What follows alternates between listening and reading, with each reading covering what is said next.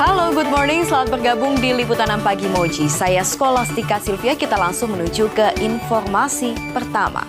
Ajang sabung ayam diwarnai dengan kericuhan antar warga di wilayah perbatasan Sampang dan Bangkalan, Jawa Timur. Perselisihan terkait masalah taruhan memicu sejumlah warga saling mengacungkan senjata tajam di tengah kerumunan.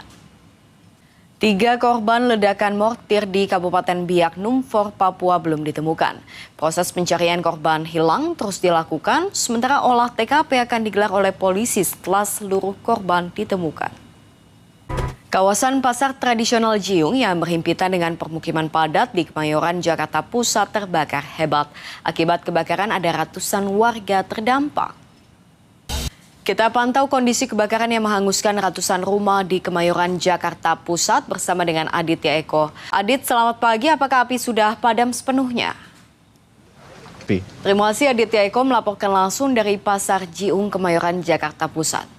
Kita ke informasi selanjutnya. Sekretaris Kabinet Teddy Indrawidjaya merespons sorotan dari mantan Wakil Menteri Luar Negeri Dino Patijalal terkait tingginya frekuensi kunjungan luar negeri Presiden Prabowo Subianto sejak menjabat sebagai kepala negara. Teddy menegaskan kritik diterima namun tidak mengaburkan berbagai capaian hasil lawatan luar negeri Presiden Prabowo.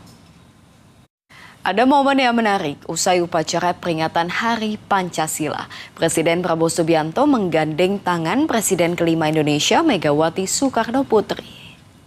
Kita ke informasi lainnya, pemakaman Jenderal TNI Purnawirawan Riyamizard Riyakudu berlangsung dengan hikmat. Sebagai pemimpin upacara pemakaman, Menteri Pertahanan Syafri Syamsuddin mengenang sosok almarhum sebagai komandan yang menghargai kerja prajuritnya.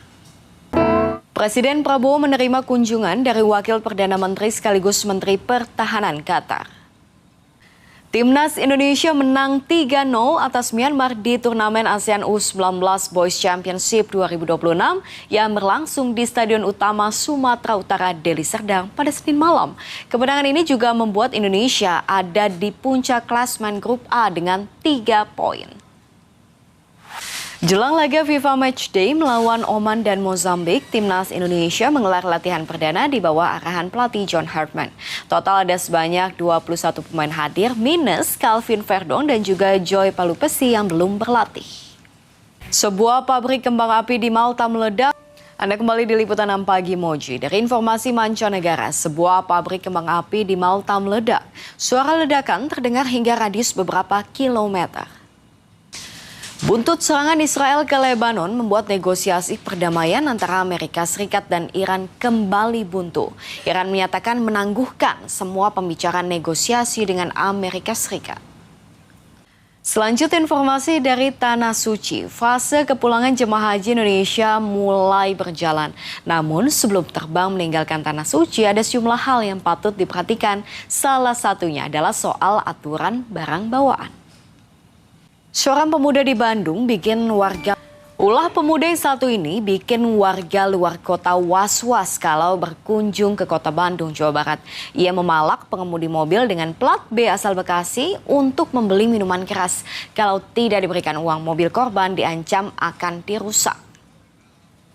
Kini saatnya kami hadirkan untuk Anda pantauan lalu lintas pagi bersama dengan rekan NTMC Polri. Sudah ada Bribda Jessica di Jalan DI Panjaitan, Jakarta Timur. Selamat pagi Bribda Jessica, silahkan dengan laporan Anda. Ya, kami mengalami kendala audio dengan laporan Bribda Jessica. Kita ke informasi selanjutnya. Turis asing yang berulah tidak hanya di Bali, tapi juga di Jakarta. Ada seorang warga negara asing yang makan siang tapi tidak membayar.